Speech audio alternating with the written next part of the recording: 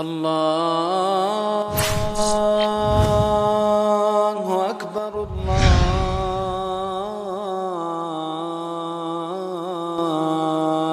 اکبر۔ الذي اطعمني هذا الطعام، اس اللہ تبارک و تعالیٰ کا شکر ہے جس نے مجھے یہ کھانا کھلایا، ورزقنی ہے اور یہ کھانا مجھے دیا، من غیر حول منی ولا قوہ، اس میں میری نہ طاقت کا دخل ہے نہ ہیلے کا دخل ہے، تو اللہ تبارک و تعالیٰ اس کے تمام پچھلے گناہوں کو بخش دیتا ہے۔ اور جو شخص کھانا کوئی کپڑا پہنا، ومن لبس ثوبا، نیا کپڑا نہیں عام کپڑا پہنا، اور کہا کہ الحمدللہ الذی کسانی ھذا الثوب ورزقنیہ من غیر حول منی ولا قوہ، الحمدللہ الذی کسانی ھذا الثوب ورزقنی من غیر حول منی ولا قوہ غفر لہ ما تقدم من ذنبی۔ جو شخص کوئی کپڑا پہنے اور کہے کہ الحمدللہ الذی کسانی ھذا الثوب من غیر ورزقنی من غیر حول منی ولا قوہ، تو اللہ تبارک و تعالی اس کے تمام پچھلے گناہوں کو بخش دیتا ہے۔ اور اگر کوئی انسان نیا کپڑا پہنتا ہے تو اس کے لیے نبی کریم صلی اللہ علیہ وسلم نے یہ دعا سکھائی ہے۔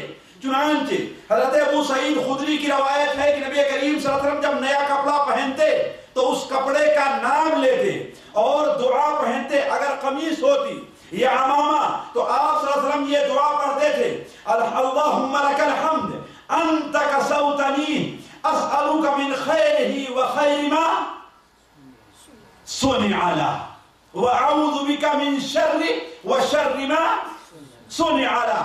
اے اللہ تبارک و تعالیٰ تیرا شکر ہے کہ آپ نے مجھے یہ کپڑا پہنایا ہے، اس کپڑے کے اندر جو خیر ہے میں آپ سے اس خیر کا سوال کرتا ہوں، اور اس کپڑے میں اگر کوئی شر ہے اسے جل جانا ہے، ہمارے لیے الرجی کا سبب بننا ہے، ہمارے لیے نقصان کا سبب بننا ہے، ہمارے لیے لوگوں کی کسی کی نظر کے لگ جانے کا سبب بننا ہے، تو اے اللہ تبارک و تعالیٰ اس شر سے میں آپ کی پناہ میں آنا چاہتا ہوں۔ تو کہنے کا مطلب کہ کوئی کپڑا پہنے عام کپڑا ہے یا نیا کپڑا ہے تو دعا کو نہ بھولے، بلکہ آپ نے تو ہمیں یہاں تک بتلایا ہے کہ اگر کسی کو ہم نیا کپڑا پہنے دیکھے اسے کیا دعا دیں؟ اسے دعا دینا ہے کہ اس کو آپ پہن کر کے پرانا کیجئے، لیکن یہ کپڑا آپ کے لیے آخری نہ ہو۔ اگر یہ پرانا ہو جائے تو اللہ تعالیٰ اس کے بعد بھی آپ کو ہے کہ نہیں کپڑا عطا فرمائے۔ چنانچہ ایک صحابیہ ہیں جن کی پیدائش ہوئی ہے حبشہ میں، جن کی پیدائش حبشہ میں ہوئی ہے، وہ حبشہ سے ام خالد یہ حبشہ سے ہجرت کر کے آئی ہیں، تو جانتے ہیں جو حبشہ کے لوگ تھے نبی کریم صلی اللہ علیہ وسلم کے نزدیک ان کا ایک اہم مقام تھا۔ کیوں؟ اس لیے کہ وہ کہا کرتے تھے ان صحابہ پر جو اللہ کے رسول صلی اللہ علیہ وسلم تھے کہ دیکھو تم لوگ تو نبی صلی اللہ علیہ وسلم کے ساتھ تھے، نبی صلی اللہ علیہ وسلم کو جو ملتا تھا تم بھوکے ہوتے تمہیں کھلایا کرتے تھے، اور ہم لوگ تو دیارے غیر میں پڑے ہوئے تھے، ہمارا کوئی پوچھنے والا نہیں۔ تو اللہ کے رسول صلی اللہ علیہ وسلم کے نزدیک ان کی بڑی اہمیت تھی۔ تو حضرت ابو سعید خدری بیان فرماتے ہیں کہ حضرت ابو سعید خدری نہیں بلکہ صحابی کے حدیث میرے ذہن سے نکل گئی ہے، یہ بیان کرتے ہیں کہ اللہ کے رسول صلی اللہ علیہ وسلم کے پاس ایک کپڑا لایا گیا، ایک خوبصورت چادر لائی گئی، آپ صلی اللہ علیہ وسلم نے اسے دیکھا تو وہ چادر بچوں کے زیادہ مناسب تھی، اور عورتوں کے اس کا رنگ عورتوں کے زیادہ مناسب تھا۔ تو آپ نے پوچھا بتاؤ یہ کپڑا کس کو دیا جائے؟ صحابہ نے اشارہ کیا کسی نے آپ کے گھر والے کی طرف کہ اپنے گھر والوں کو کسی کو کچھ۔ آپ نے فرمایا کہ ام خالد کہاں ہے، اسے بلا کر کے لے آؤ۔ چنانچہ وہ ام خالد بلائی گئیں تو وہ بیان کرتی ہیں کہ اللہ کے رسول نے مجھے اس کپڑے کو پہنایا اور کہا کہ ابلی و اخلفی، یعنی اس کے بعد بھی تجھے دوسرا کپڑا ملے۔ اسی لیے حضرت ایک صحابی ہیں وہ بیان کرتے ہیں، بلکہ ایک تابعی ابو نضرہ ہیں کہ صحابہ رضوان اللہ علیہم اجمعین جب کسی کو نیا کپڑا پہنے دیکھتے تو یہ دعا دیکھتے تھے، تبلی و تخلفی، تبلی و تخلفی، تبلی و تخلف، یعنی یہ کپڑا پہن کر کے تم پرانا کرو، ختم ہو جائے، اور اس کے بعد تمہیں دوسرا کپڑا ہی پہننے کو نصیب ہو۔ تو ابلی و اخلقی یعنی ابلغ و اخلق، تبلی و تخلف، تخلف یہ کس کے لیے ہے؟ مردوں کے لیے ہے۔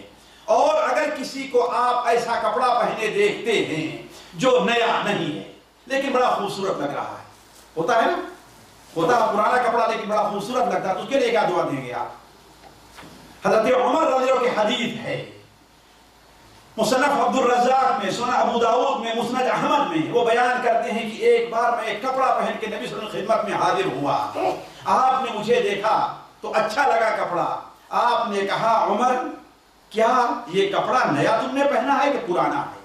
ہم نے کہا اے اللہ کے رسول صلی اللہ علیہ وسلم یہ پرانا کپڑا ہے۔ تو آپ نے کہا کہ البس جدیدہ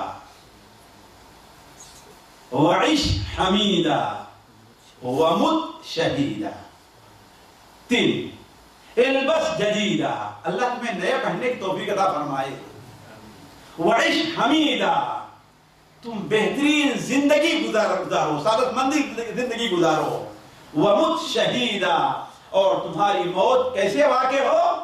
شہادت کی ہو۔ تو اگر کسی کو آپ کوئی اچھا کپڑا پہنے دیکھیں، نیا نہیں ہے لیکن خوبصورت آپ کی نظر میں لگ رہا ہے، تو بجائے اس کو حسرت سے اور حسد سے دیکھتے رہیں، کہیں اسے نظر نہ لگ جائے، ہے کہ نہیں؟ کیا کہیں گے؟ البس جدیدہ وعش حمیدہ ومت شہیدہ، یہ الفاظ اس کے لیے استعمال کریں۔ علی کل حال یہ دوسرا ادب تھا کہ اگر کوئی آدمی جب کپڑا پہنے تو دعا پڑھنا نہ بھولے، اور جس کو نیا کپڑا پہنے دیکھے اس کے لیے دعا دے۔ تیسرا ادب یہ ہے کہ انسان جو کپڑا پہنے وہ کپڑا صاف ستھرا ہو، آج کے استعمال کے لحاظ سے پریس کیا ہوا بھی تھوڑا سا ہے کہ نہیں؟ صاف ستھرا کپڑا، گندا کپڑا پہننا یہ نہیں۔ کیوں؟ اس لیے کہ اللہ کے رسول صلی اللہ علیہ وسلم کا ارشاد ہے کہ اللہ تبارک و تعالیٰ کیا ہے؟ خوبصورت ہے، خوبصورتی کو پسند فرماتا ہے کہ نہیں ہے؟ سنن ابو داؤد میں ہے کہ نبی کریم صلی اللہ علیہ وسلم کے پاس ایک شخص آتا ہے، اس کے بال بالکل بکھرے ہوئے تھے، ایسا لگ رہا ہے کہ کہیں بالکل ابھی جیسے ہوتا ہے نا کوئی اندر کہیں چھپا ہوا ہو اور نکل کر کے آئے۔ آپ نے کہا اس کو کیا پانی بھی نہیں ملا کہ پانی لگا کے اپنے بالوں کو سیدھا کر لیتا؟ اس کے بعد ایک اور شخص آیا، دیکھا کہ اس کے کپڑے بالکل گندے تھے، آپ صلی اللہ علیہ وسلم نے فرمایا کیا اسے پانی نہیں ملا کہ یہ اپنے کپڑے کو دھو لے؟ ایک صحابی ابو الاحوص ہیں، وہ اللہ کے رسول صلی اللہ علیہ وسلم کی خدمت میں حاضر ہوتے ہیں، آپ صلی اللہ علیہ وسلم نے دیکھا کہ ان کے بال بڑے بڑے ہیں اور بکھرے ہوئے ہیں، ان کے کپڑے گندے ہیں، آپ نے فرمایا کیا اللہ تعالیٰ نے تمہیں مال نہیں دیا ہے؟ کہا کہ اے اللہ کے رسول اللہ تعالیٰ نے مجھے تینوں قسم کا مال دیا ہے۔ تینوں قسم کا مال اس وقت کیا تھا؟ ایک مال تو تھا جو سیم و زر یعنی سونا چاندی نقدی شکل میں پایا جائے، دوسرا مال وہ تھا جو اونٹ اور بکریوں کی شکل میں پایا جائے، اور تیسرا مال کون تھا؟ جی غلاموں کی اولاد نہیں، اولاد مال نہیں ہوتی بھائی، اولاد مال نہیں ہوتی ہے۔ تیسرا کون سا مال تھا اس وقت؟ غلاموں کی شکل میں، وہ بھی اللہ الحمدللہ کہ وہ بدعت ختم ہوئی، ورنہ لوگ خریدے اور بیچے جایا کرتے تھے۔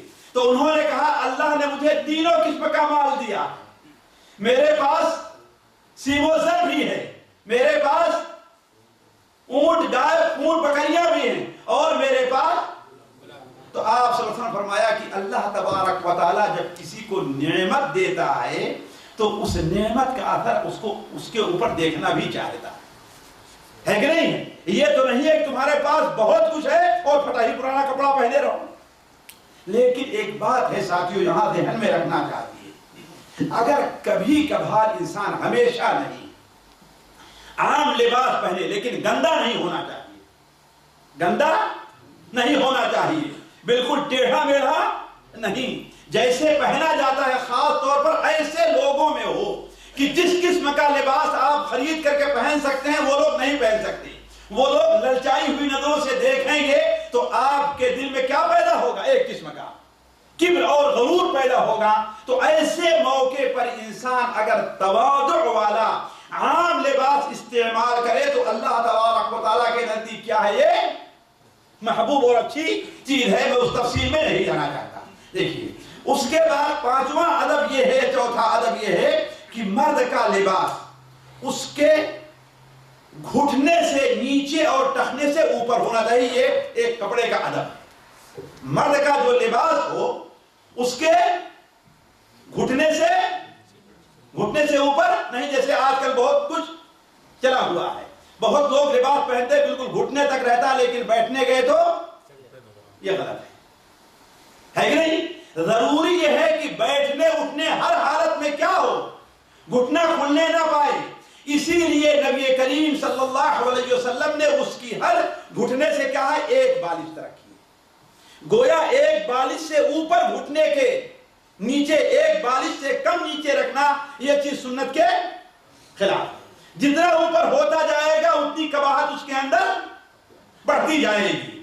تو آپ صلی اللہ علیہ وسلم کی جو تعلیمات ہیں وہ یہ ہے کہ مرد کا لباس گھٹنے سے ایک بالشت نیچے ہونا چاہیے. کتنا؟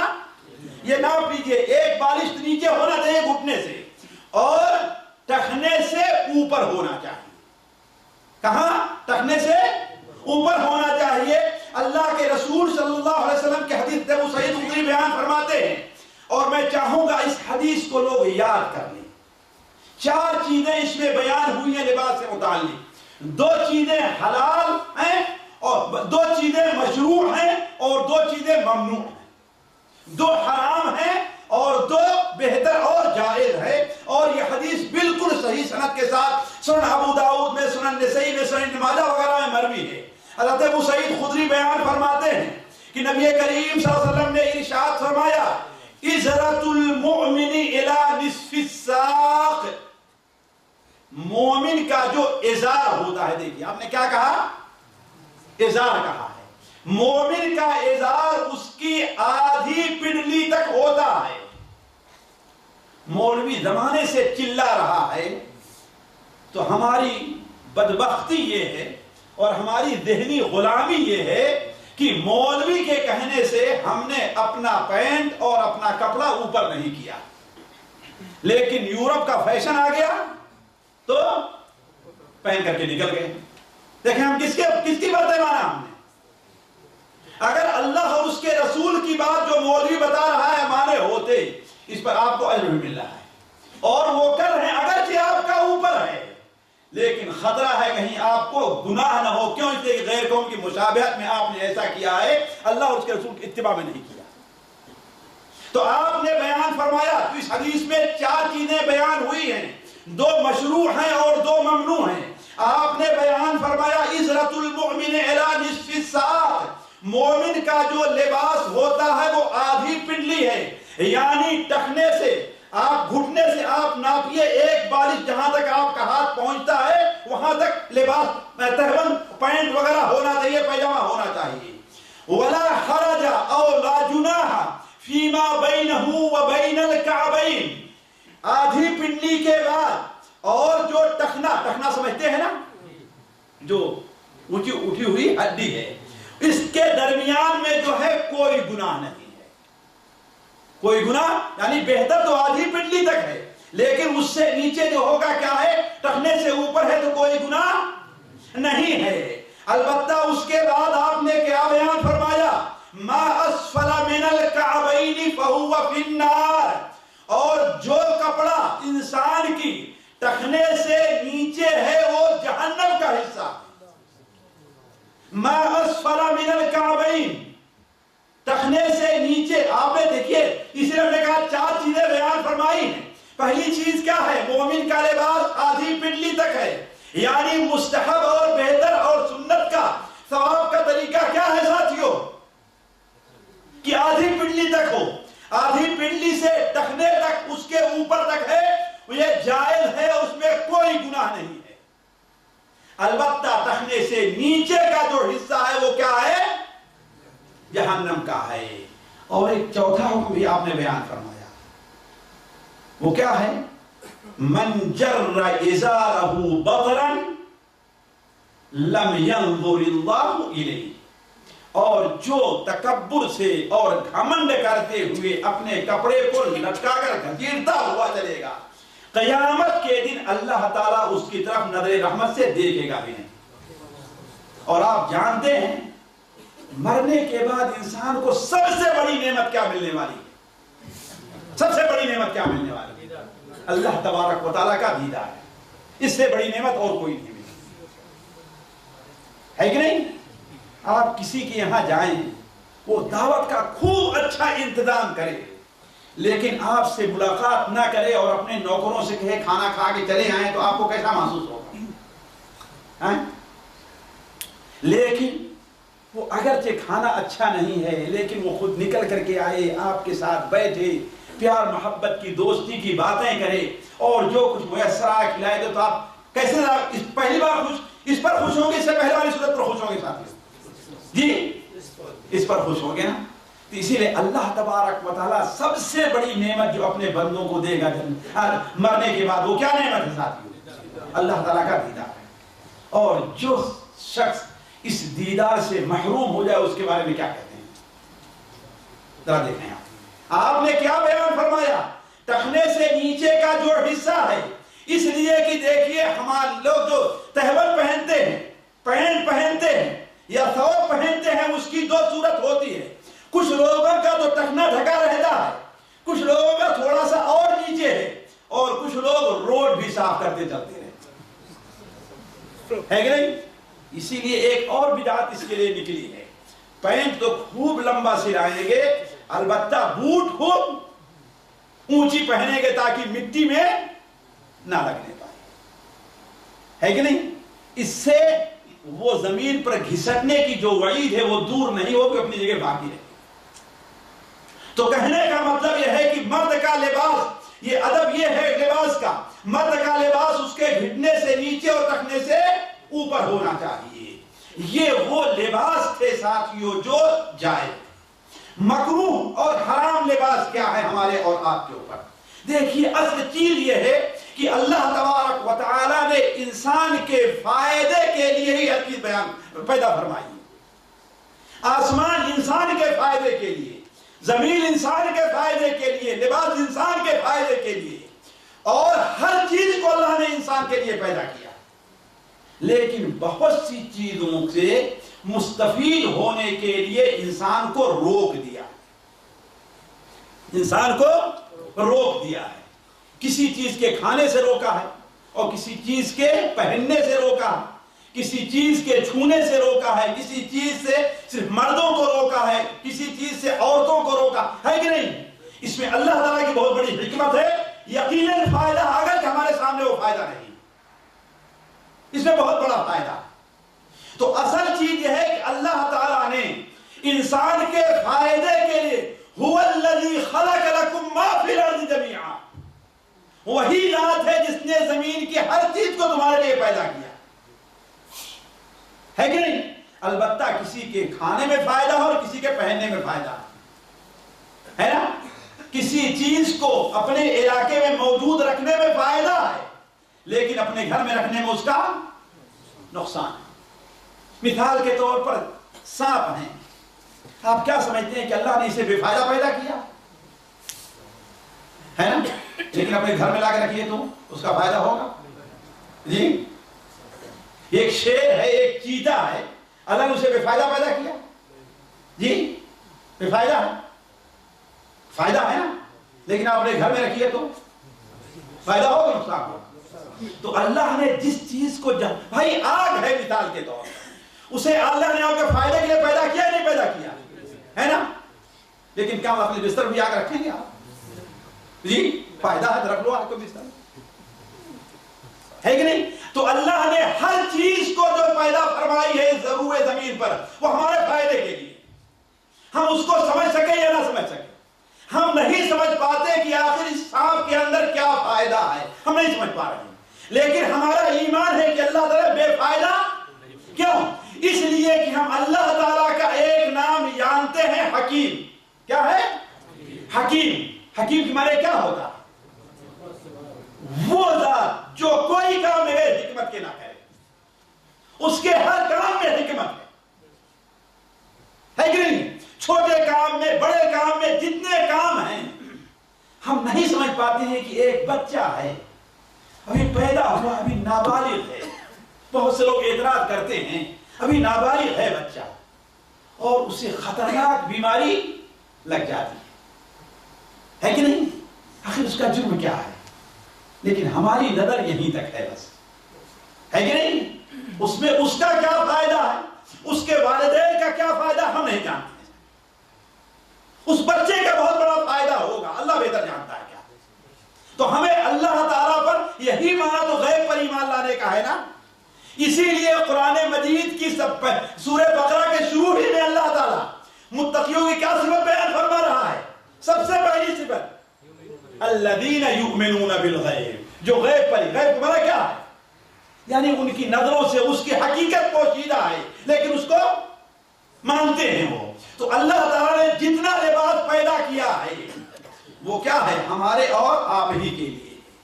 اسی لیے لباس ہی کے ضمن میں اللہ تعالیٰ فرماتا ہے قُلْ مَنْ حَرَّمَ زِينَةَ اللَّهِ الَّتِي أَخْرَجَ لِعِبَادِهِ وَالطَّيِّبَاتِ مِنَ الرِّزْقِ.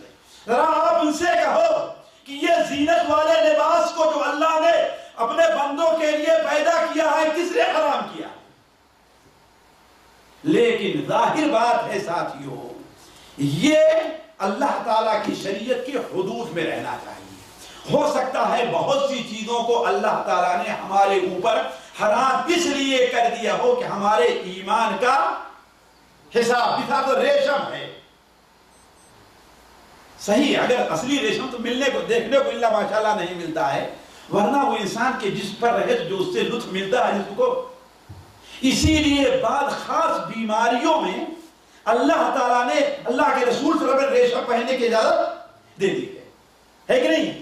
جیسے خارش ایسی بیماریاں، تو ریشم کا تو مردوں کو تو اسی لیے شاید روک دیا ہے نا کہ ان کے ایمان کو آزمائے. مثال کے طور پر یہ گھڑی ہے ساتھیوں، ہے نا، یہ گھڑی اگر سونے کی ہو تو ہمارے لیے جائز ہے، لیکن خوبصورت لگتی کہ نہیں لگتی؟ پائیدار ہوگی کہ نہیں ہوگی؟ قیمتی ہوگی کہ نہیں ہوگی؟ سونا ساتھیوں ایک ایسا مادہ ہے کہ فی الواقع ہر چیز کی قیمت گھٹتی ہے، سونے کی قیمت نہیں گھٹتی. یہ تو بناوٹی جو زیورات ہے اس کی قیمت ہے، لیکن اصل سونا جو ہے نا وہ اپنی قیمت کو نہیں کھوتا ہے. سب سے بہتر مادہ اللہ نے معدنیات میں جو پیدا کیا ہے وہ کیا ہے؟ سونا. لیکن ہمارے لیے لوگ کہتے ہیں کہ کیوں حرام، اس میں حکمت کیا؟ ہم کہتے ہیں ہمیں اللہ تعالیٰ نے یہ تو بتایا ہے کہ تم نہ پہنو مردوں کو، لیکن یہ نہیں بتایا کیوں نہ پہنو. یہ تو بتایا ہے کہ نہ پہنو لیکن یہ نہیں بتایا کیوں نہ پہنو. تو علی کل حال ساتھیو بات دوسری طرف نہ جائے، میں کہہ رہا تھا کہ اللہ تبارک و تعالی نے کچھ خاص لباس ہیں جسے ہمارے اور آپ کے اوپر حرام. شیخ کیفیت ہے 5 منٹ تلاوت کی نا، 5-10 منٹ ہے، 5 منٹ 10 منٹ ہے. اچھا چلیے خیر. تو بہت سے ایسا لباس ہے جو بندوں کے اوپر حرام ہے ساتھیوں. میں اس کی طرف آپ لوگوں کی تھوڑی سی توجہ دلاؤں گا. دیکھیے پہلی چیز یہ ہے کہ ریشم کا کپڑا اور سونے اور چاندی کے زیور یہ کیا ہے؟ مردوں کے اوپر حرام ہے، اور یہ آپ لوگ جانتے ہیں، اس کی دلیل دینے کی ضرورت نہیں ہے. دوسری چیز، کسی کپڑے پر اگر جاندار کی تصویر بنی ہوئی ہے، دیکھیں کسی کپڑے پر اگر جاندار کی تصویر بنی ہوئی ہے تو وہ کپڑا بھی پہننا ناجائز اور حرام ہے. اللہ کے رسول صلی اللہ علیہ وسلم نے جب بطور چادر کے پردہ کے لٹکانے کے لیے اجازت نہیں تھی جس پر جاندار کی تصویر بنی ہوئی تھی، اور حضرت جبرائیل گھر میں داخل ہونے سے انکار کر دیے، تو جو پہنا ہو اس کے بارے میں کیا کہا ہے نا؟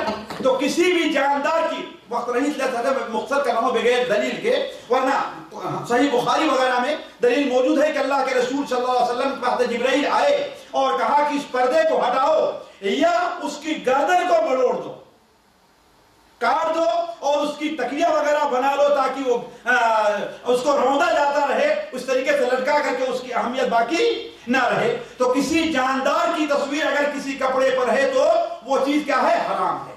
اسی طریقے سے غور کریں گے، اس وقت بہت عام ہے یہ چیز، کسی کپڑے کے اوپر اگر کسی غیر قوم کا شعار، خاص طور پر مذہبی شعار بنا ہوا ہے تو وہ کپڑا بھی جائز نہیں ہے. جیسے کسی پر صلیب بنی ہوئی ہے، کراس نشان بنا ہوا ہے. ہندو مذہب کا کوئی خاص نشان ہے، جو کسی اور قوم کا کوئی خاص نشان ہے جس سے وہ پہچانی جاتی ہے، اگر ایسی چیز کسی کپڑے کے اوپر بنی ہے تو وہ چیز کیا ہوگی؟ جائز نہیں ہوگی. نبی کریم صلی اللہ علیہ وسلم نے منع فرمایا ہے ایسے کپڑے سے گھر میں داخل کرنے سے جس پر صلیب نشان بنا ہوا ہو. تیسری چیز یہ ہے، دونوں ہم جنس مرد اور عورت کپڑے میں ایک دوسرے کی مشابہت سے بھی آپ نے منع فرمایا. یعنی جو رنگ عورتوں کے لیے مانا جاتا ہو وہ رنگ مرد نہیں استعمال کریں گے، جو کٹنگ عورتوں کے لیے استعمال کی جاتی ہو وہ مرد استعمال نہیں کریں گے. اسی طریقے سے جس قسم کا کپڑا مثال کے طور پر ریشم عورتیں استعمال کرتی ہیں، مرد استعمال.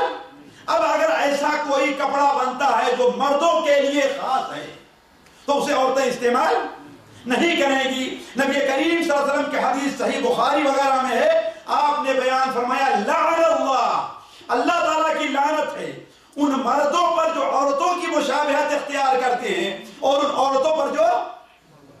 لہذا ہر ایسا کپڑا اگر عورت پہنے ہوئی ہو اور پیچھے سے، یہ بات اس لیے میں کہہ رہا ہوں کہ ایک بار میں اسٹیشن پر کھڑا تھا، پیچھے سے ایک عورت کھڑی تھی، میں سمجھا کہ یہ مرد ہے، لیکن جب آگے سے تو کیا ہوا ہے، تو معلوم ہے کہ ایسا کپڑا جو مردوں کے لیے خاص ہے وہ عورتیں استعمال نہیں کریں گی، اور عورتوں کے لیے خاص ہے تو اس کو مرد استعمال نہیں کریں گے. اسی طریقے سے ہر وہ کپڑا ناجائز ہوگا جس کپڑے میں غیر قوم کی مشابہت پائی جائے، جس لباس میں غیر قوم کی مشابہت پائی جائے. مثال کے طور پر عمامہ باندھنے کا جو سکھوں کا ایک طریقہ ہے، اپنا انداز ہے نا، ایک عجیب انداز ہے نا، مرد مسلمانوں کے لیے کہا وہ جائے نہیں ہوگا. ایسے ہی غیر قوم کے بہت سے ایسے لباس ہیں کہ اس کے دیکھنے سے ایک زمانے تک ہمارے علماء پینٹ اور شرٹ سے کیوں منع کرتے رہے ہیں؟ کیوں؟ اس لیے کہ جس وقت انگریز آئے ہیں اس وقت یہ ان کا لباس پہچانے جایا کرتے تھے، لیکن چونکہ اب پینٹ شرٹ ایسا عام ہو گیا ہے اور ایسی اس کی ڈیزائنیں نکل گئی ہیں کہ انگریز پیچھے ہو گئے ہیں، اس لیے علماء نے اس بارے میں کہا ہے اب نرمی. لیکن شروع میں جب یعنی کہنے کا مطلب کوئی ایسا لباس ہے جس سے کوئی قوم پہچانی جاتی ہے تو وہ لباس پہننا انسان کے لیے کہا جائے، مسلمانوں کے لیے جائے نہیں ہوگا. اسی طریقے سے ایسا لباس، غور کریں گے، ایسا لباس جس سے بندے کا سطر نہ چھپ سکے، ایسا لباس جس سے بندے کا سطر نہ چھپ سکے. سطر چھپنے کی تین صورت ہوتی ہے. وہ لباس چھوٹا اتنا ہے، وہ لباس چھوٹا اتنا ہے، جیسے آدمی پینٹ پہنے اور کیا ہو ٹخنے سے، جسے کیا کہتے ہیں ہاف پینٹ، ٹخنے سے اوپر ہو.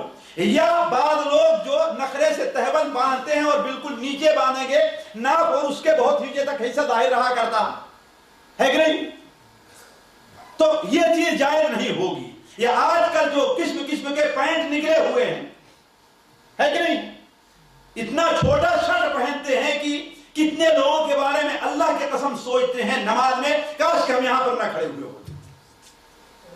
کتنے لوگ ہم نے متنبہ کیا کاش کہ ہم یہاں پر کھڑے ہوئے نہ ہوتے. ہے بات صحیح کہ نہیں صحیح؟ مجھے تعجب ہوتا ہے کہ ہماری عقل کہاں گئی ہے، کہاں گئی ہماری عقل. کچھ لوگ ہیں جب دیکھیے ان کا نیچے رہتا، دیکھیے ہاتھ پکڑ کے کھینچتے ہی رہتے، اس کو اٹھاتے ہی رہتے، ہے کہ نہیں. خاص طور پر ہم جیسے لوگوں کے سامنے کھڑے ہو گئے تو کھڑے ہو کے شرماتے رہتے ہیں. اللہ کے بندے تجھے شرم نہیں آتی؟ اس مجبور بندے کے سامنے تو شرما رہا ہے، رب العالمین کے سامنے نہیں شرما رہا ہے. ذرا سوچنے کی بات ہے.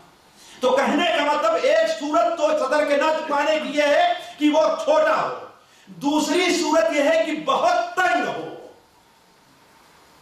جس طریقے سے بعض لوگ پینٹ اتنا تنگ پہنتے ہیں کہ اس کے پہننے کے لیے کم سے کم 5 منٹ چاہیے. ہے بات صحیح کہ نہیں صحیح؟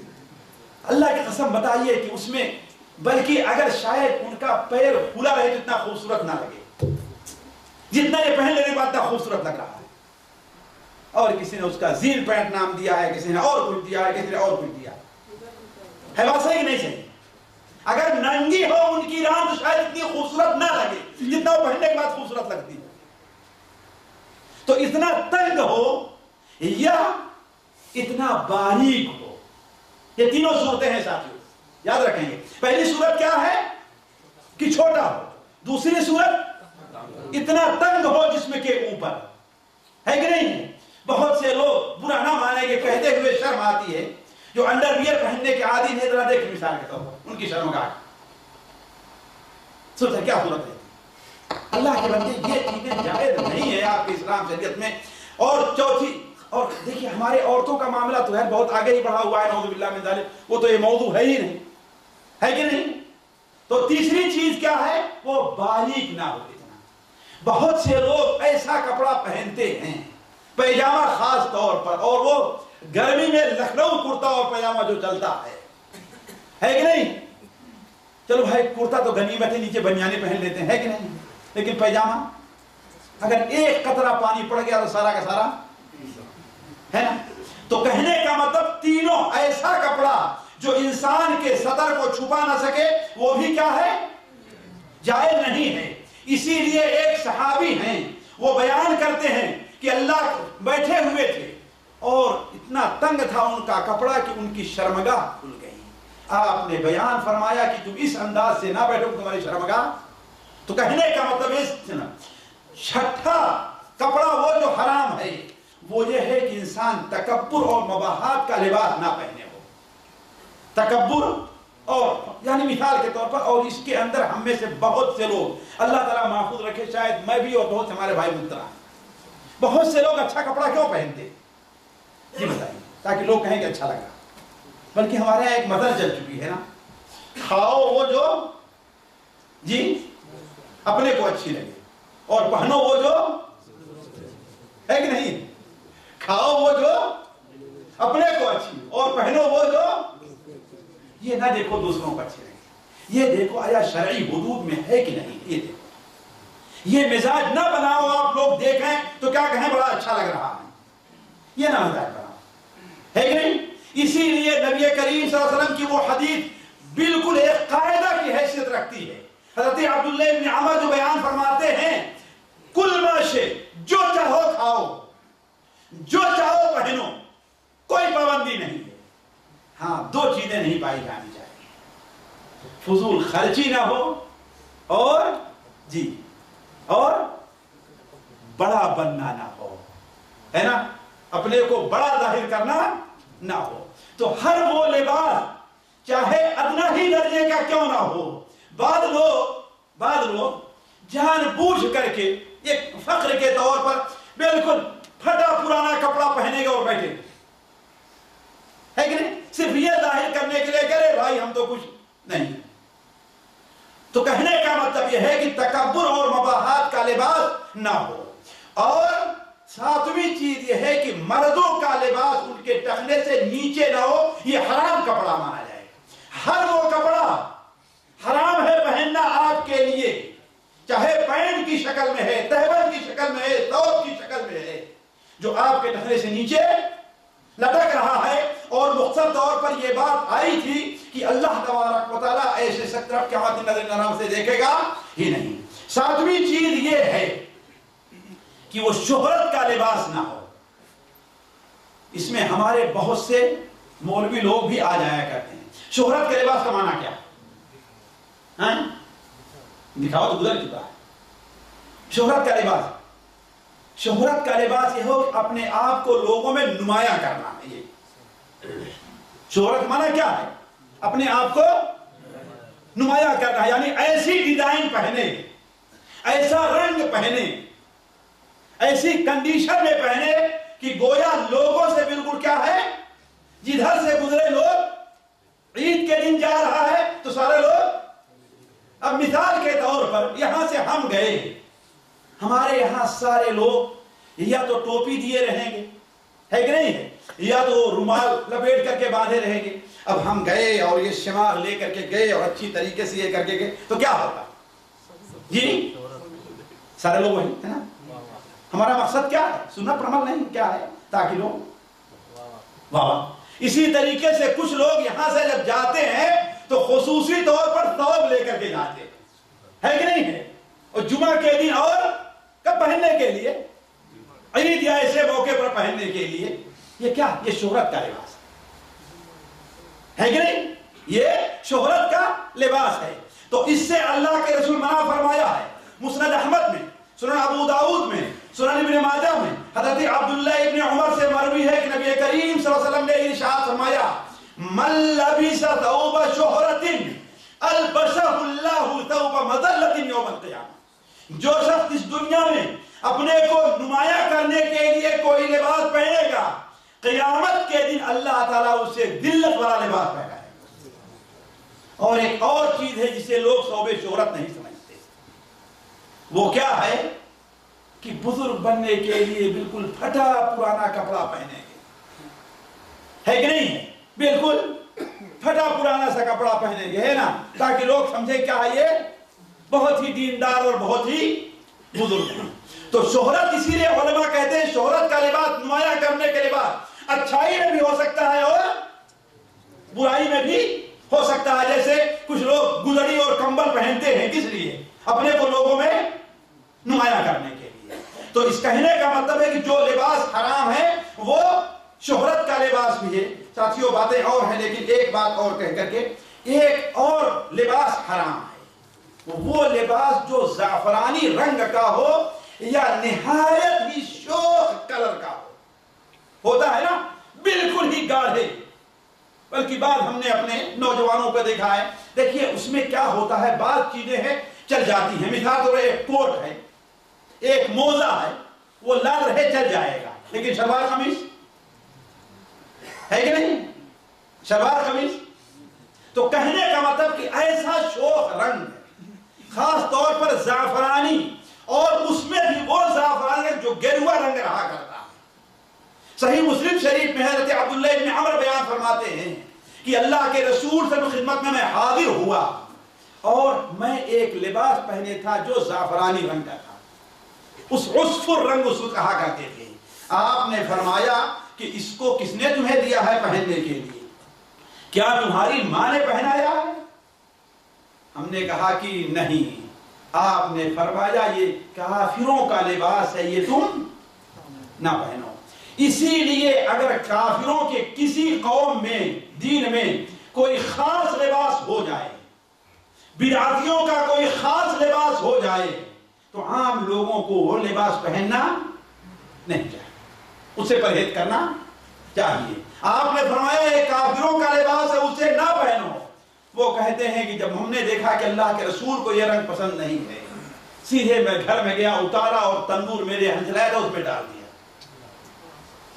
آپ نے فرمایا تم نے وہ لباس کیوں کیا کیا؟ ہم نے کہا اے اللہ کے رسول آپ نے ناپسند، ہم نے اس کو جلا دیا. کہا اللہ کے بندے یہ عورتوں کے لیے یہ پہننے میں کوئی حرج نہیں ہے، اس کو تم نے جلا کیوں دیا ہے؟ تو کہنے کا مطلب یہ ہے کہ مردوں کے لیے زعفران بھی رنگ کا لباس. یہ چند چیزیں ہیں ساتھیوں جو لباس سے متعلق آپ کے سامنے بڑے اختصار کے ساتھ رکھی گئی کہ یہ لباس ہیں جو ہمارے اوپر حرام ہیں، اور اس سے پہلے لباس کے آداب آپ کے سامنے چند رکھے گئے. اللہ تعالیٰ سے دعا ہے کہ اللہ تعالیٰ ہمیں اور آپ کو نبی کریم صلی اللہ علیہ وسلم کی سنت کے مطابق عمل کرنے کی توفیق عطا فرمائے. اللہ تعالیٰ ہمیں چال میں، ڈھال میں، لباس میں، اٹھنے میں، بیٹھنے میں، کھانے میں، پینے میں، ہر جگہ نبی کریم صلی اللہ علیہ وسلم کی سنت اور آپ کے طریقے پر عمل کرنے کی توفیق عطا فرمائے. سبحانک اللہم و بحمدک، اشہد ان لا الہ الا انت، استغفرک و اتوب الیک.